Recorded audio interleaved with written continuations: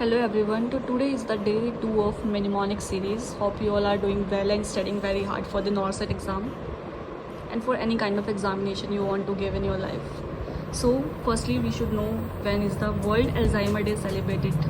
It is celebrated on 21st September every year and the logo is of ribbon which is of purple color.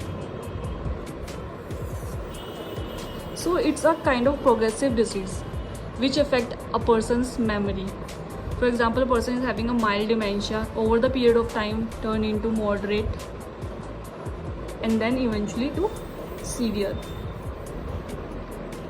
Mainly the Alzheimer disease is seen in old age patients. So overall the disease affect a person's thought, memory and language,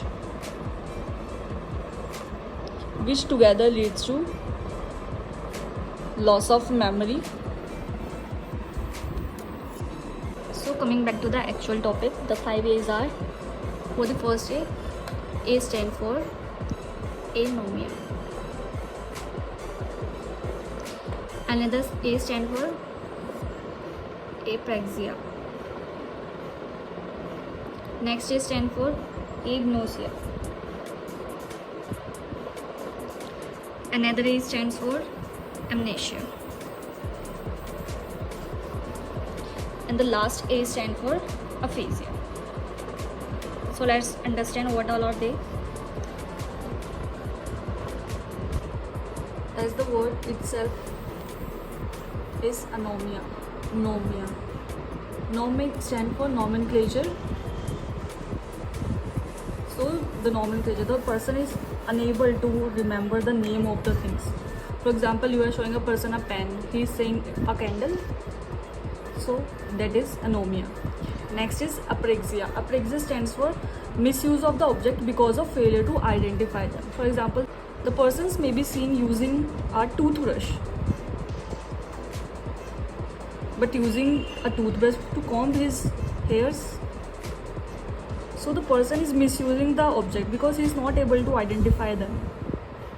Next is agnosia. Agnosia means inability to recognize familiar object that could be taste or sound. For example, it's raining and the person is saying barf pad raha. So that is agnosia. Next is amnesia. Amnesia is, you all know, is a kind of memory loss. So the last A stands for aphasia. Aphasia is inability to express oneself through speech. The person is unable to express himself. For example, the person is having pain, but the person is unable to say that I am having pain or मुझे कहाँ पे दर्द हो रहा है, कुछ भी.